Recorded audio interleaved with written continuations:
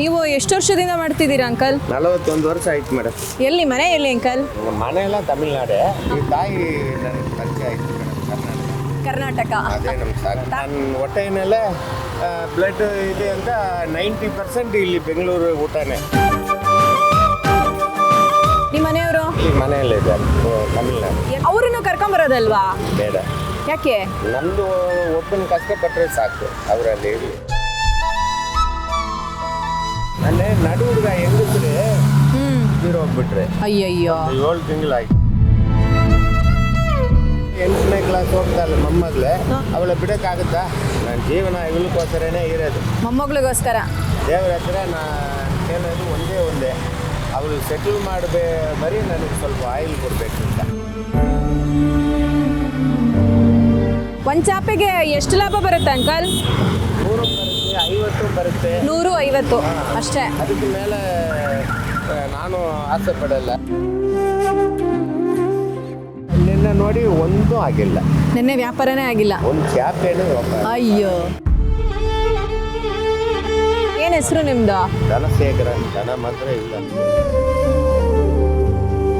ದೇವರು ಒಂದು ಜಾಗ ಕೊಟ್ಟಿದ್ದಾನೆ ಅಲ್ವಾ? ಒಂದು ದಿವಸಕ್ಕೆ ಇಷ್ಟು ಸಂಪಾದನೆ ಅಂದರೆ ಏನೋ ಅವನು ಕೊಡೋದು ಅಷ್ಟೇ. ಕಷ್ಟಪಡೋದು ನಾನು ರೆಡಿ.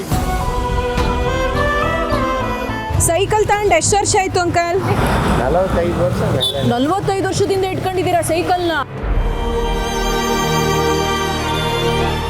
ಅದೇ ಸೈಕಲ್ ಚೇಂಜ್ ಮಾಡಿಲ್ವಾ? ಒಂದು ಅನ್ನ ಸಾಂಬಾರು ನಮಗೆ ಇಷ್ಟ ತಿನ್ಬಿಡಿ ಅಷ್ಟೇ. ಅದೇ ಬಿರಿಯಾನಿಯೇ ತಿನ್ಬೇಕಂತ ಏನಿದೆ.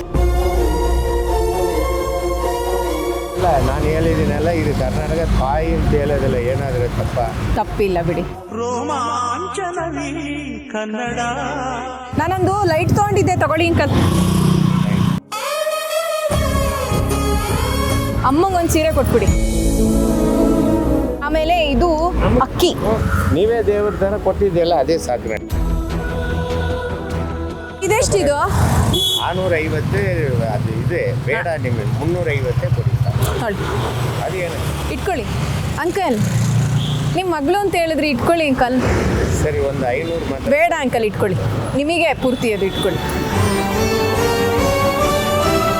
ನಾನು ನೆನಪಿಗೆ ಒಂದು ಫೋಟೋ ತೆಕ್ಕೋತೀನಿ. ನಾನು ಅದಕ್ಕೆ ನೋಡಿ ನೀವು ನೋಡಿ ಅಂಕಲ್, ಇಲ್ಲೇ ಸ್ಮೈಲ್ ಮಾಡಿ.